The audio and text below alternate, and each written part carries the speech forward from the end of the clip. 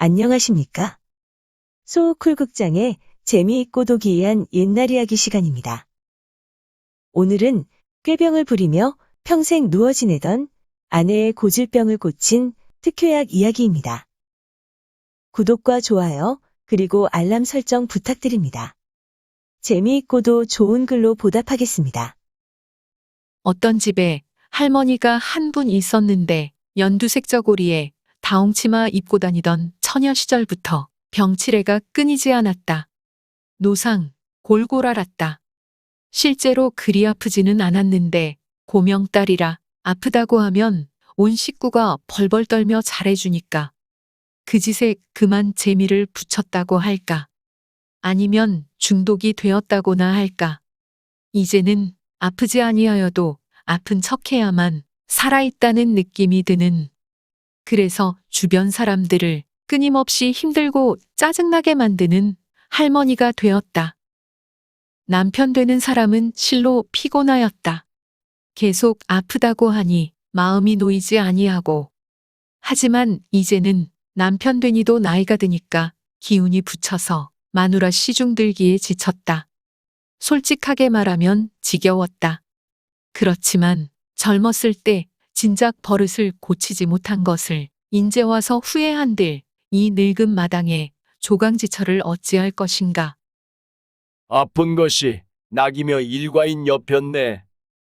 평생 남편 등골만 빼먹다시피 하는 저놈의 병 타령. 이놈의 버릇을 고치기는 고쳐야 할 것인데 나는 그렇다 치고 내가 먼저 죽기라도 하면 남편도 없는데 자식들에게 얼마나 괄시받을까. 할아버지가 고심하고 있는 그때에도 할머니는 머리를 싸매고 누워서 신경질을 부리고 있었다.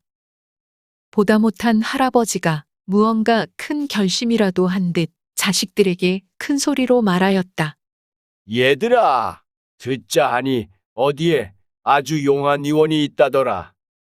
평생 고치지 못한 고질병이라도 아무 문제가 없다고 하니 너희 어머니 병을 한번 알아보고 오겠다. 그런데 약값이 비싸다고 하니 좀 두둑하게 돈을 다오. 아버지의 말에 자식들은 대찬성이었다. 돈도 듬뿍 챙겨주었다. 자식들도 평생 어머니 때문에 고민이었는데 이제 해결이 될지 모른다고 하니까 돈이 문제가 아니었다.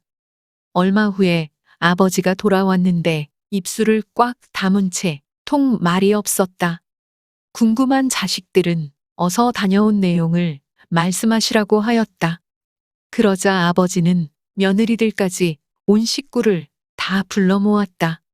내가 가서 물어보니까 이 병에는 약이 하나, 오직 하나만 있다더라.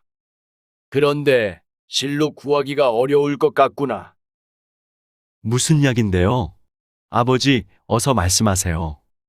아무리 어렵다고 한들 어머니 병이 낫기만 한다면 자식으로서 물불을 가리겠습니까? 이 한 몸을 아끼겠습니까? 자식들이 입을 모아 일제히 이렇게 말하였다. 그러자 부치는 망설이다가 몹시 어렵게 입을 열었다. 그 약은 다름 아닌 살아있는 사람의 고안이란다. 그것을 따서 고아 먹으면 낫는다는데 이걸 어디 가서 구하겠니? 그러면서 아들들 얼굴을 둘러보았다. 큰아들아, 너는 이제 살 만큼 살았으니까 어머니 병을 위해서 내놓는 것이 어떻겠니? 이 말이 떨어지자 큰 며느리가 펄쩍 뛰었다. 얼굴색이 금방 화학 하고 변하였다. 아이고, 아이고, 우리는 못해요. 우리 가문의 시도 아직 못 받아 놓았는데 이 노릇을 어찌하라는 말이에요. 우리에게는 아직 자식이 없지 않냐 말이에요. 이렇게 심하게 나왔다. 그래도 큰아들은 검따이다 말이 없었다. 모두 조용히 침묵을 지키고 있는데 큰며느리가 기선을 잡으려는지 패악을 떨었다. 어머니는 다 사셨지 않아요. 그만큼 사셨으면 많이 사신 것이지요. 그러나 큰아들은 앞으로 살아갈 일이 구말리라. 창창하지 않아요. 멀지 않아 돌아가실 어머니를 위해 어찌 우리 난군에 그것을 뚝 잘라드려요. 말도 안 돼요. 그러자 노인이 이번에는 작은 아들을 보았다. 작은 아들이 움찔하자 작은 며느리가 바짝 긴장하였다. 별 수 없구나. 그렇다면 작은 아들 것을 까야지. 어미가 살자면 자식 하나는 까야 할 것이 아니겠느냐. 말이 떨어지자마자 작은 며느리가 오두방정을 떨었다. 칠색팔색을 했다. 발현대로 했다. 아이고, 아버님. 시아주버니 것도 멀쩡한데 우리 이것이 왜 떨어져야 합니까? 이것이 순서입니까? 질서입니까? 효도입니까?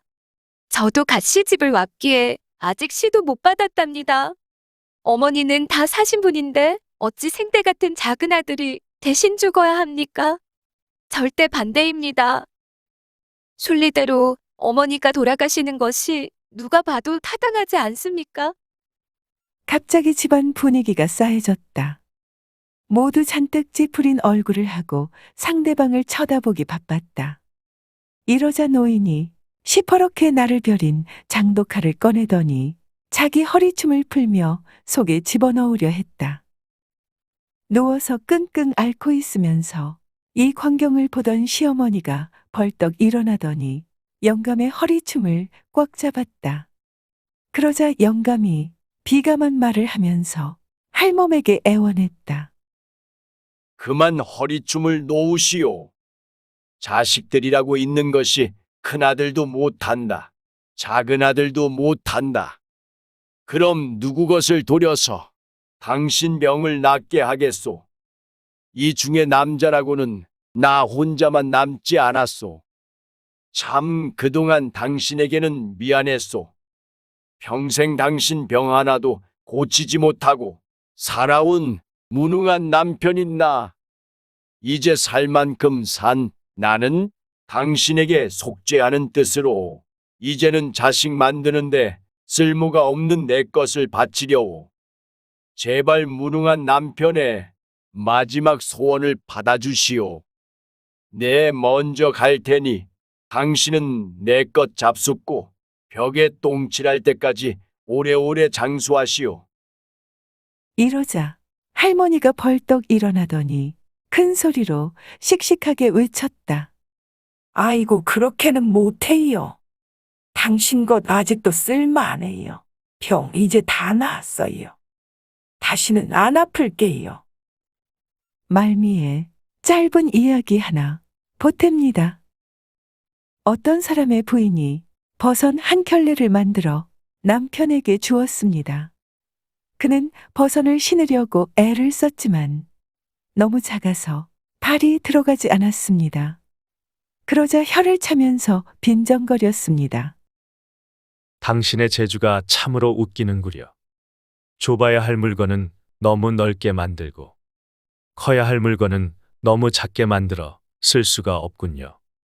당신은 재주가 그것밖에 안 돼요. 그러자 괄자의 처가 웃으며 대꾸했습니다. 당신은 웃기지 않은 줄 아십니까? 길고 굵어야 할 물건은 짧고 가늘어서 별 쓸모가 없고, 당연히 크지 않아야 할 발은 다달이 커지는데 한번 물어봅시다. 그건 대체 천지간에 무슨 조화입니까? 들어주셔서 고맙습니다. 참고문헌 및 자료 출처 소개해 올리겠습니다.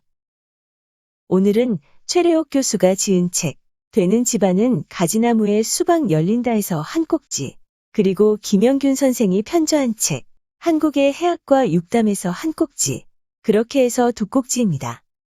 2020년 국립민속박물관 특별전 기산풍속화에서 민속을 찾다의 도록을 빌렸습니다. 한국민족문화 대백과사전, 국립중앙박물관 그리고 한국민속 대백과사전의 기사와 사진을 빌렸습니다. 간송미술관이 소장하고 있는 그림도 빌렸습니다. 위키백과와 나무위키의 기사와 사진을 빌렸습니다. 조선시대 화가 김홍도, 김준근, 김득신, 그리고 신윤복의 그림 몇 점을 빌렸습니다.